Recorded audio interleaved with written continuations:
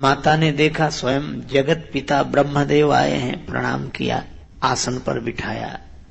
कुशल मंगल की चर्चा हो ही रही थी। ब्रह्मा जी बोले हम बड़े परेशान हैं। परेशान क्यों और किससे? ब्रह्मा जी ने कहा कि हम शंकर भगवान से बहुत परेशान हैं, ये बड़े दानी हैं। तो कहा बने रहने तो तुम्हें क्या परेशानी? ब्रह्मा जी ने कहा परेशानी है, दानी बड़ो दिन देत, प्रत्येक दिन कुछ न कुछ देते रहते हैं, पर दिन देत दये बिनु, जिनको हमने नहीं दिया उन्हें ये दे देते हैं। कोई भी गया, अच्छा शंकर जी के यहां बड़ी सुविधा है, कुछ मंत्र ना आता हो गाल बजा दे, गाल बजाने से ही प्रसन्न।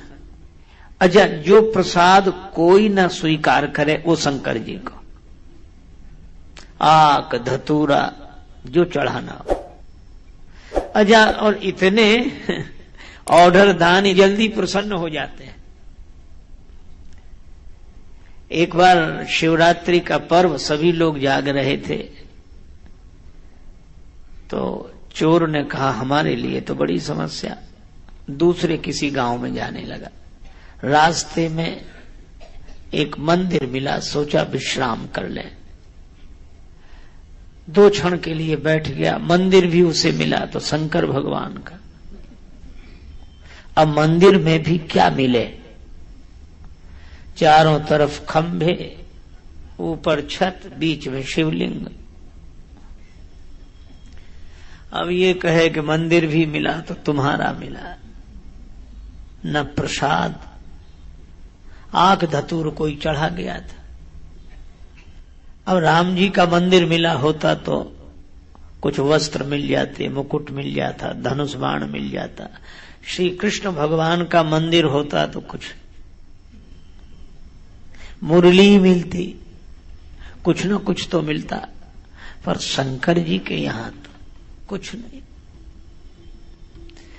तो कहा वाह महाराज, मंदिर भी मिला तो आपका, चलो जो भगवान की इच्छा है। तो उसने ऐसे ऊपर देखा तो घंटा लटकता हुआ दिखाई दिया। अरे बोले वाह वाह वाह, तुम्हारे यहां भी कुछ ना कुछ तो मिल ही गया। अब उसने सोचा कि ये घंटा उतार ले, अब बहुत हाथ पहुंचाए तो हाथ ही ना पहुंचे। तो अंत में उसने निश्चय किया, शिवलिंग पर खड़ा हो गया और घंटा उतारने लगा। पर जैसे ही वह शिवलिंग पर खड़ा हुआ वैसे ही आवाज आई, वरदान मांगो, हम तुमसे बहुत प्रसन्न हैं। वो घबरा गया कि कौन वरदान दे रहा है। तब तक देखा शायद भगवान शंकर ही। नीचे उतर के आया, बोले महाराज क्षमा करो, भगवान शिव की मूर्ति से आवाज आई, हम तुमसे बहुत प्रसन्न हैं, वरदान मांगो। महाराज हमने कौन सा पवित्र कार्य किया है, हम तो आपके ऊपर चढ़कर घंटा उतारने लगे। जिन्हें कहा इसीलिए तो हम प्रसन्न हो गए। आज शिवरात्रि के पावन पर्व पर किसी ने दुग्ध चढ़ाया, किसी ने जल चढ़ाया,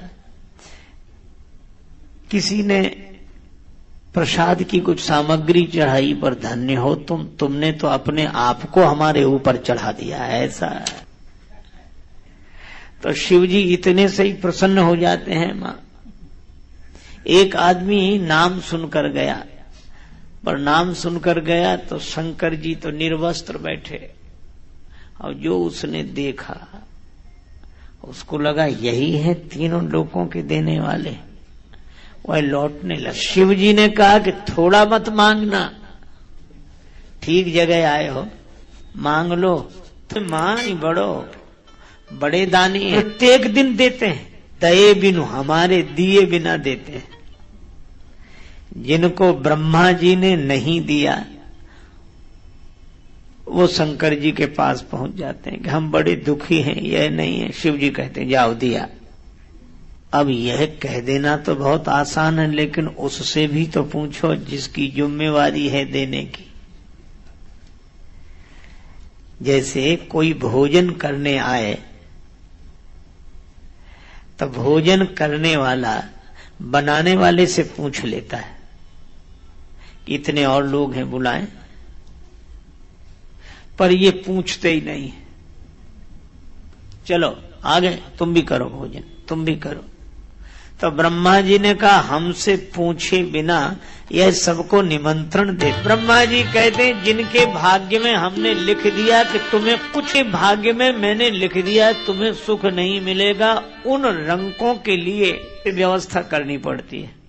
वो पहुंच जाते हैं भगवान शंकर के पास और भगवान शंकर ऐसे उदार जाओ दिया, जिसे विधाता ने ना दिया उसे ताज पहना दिया, ना दिया सवार ने।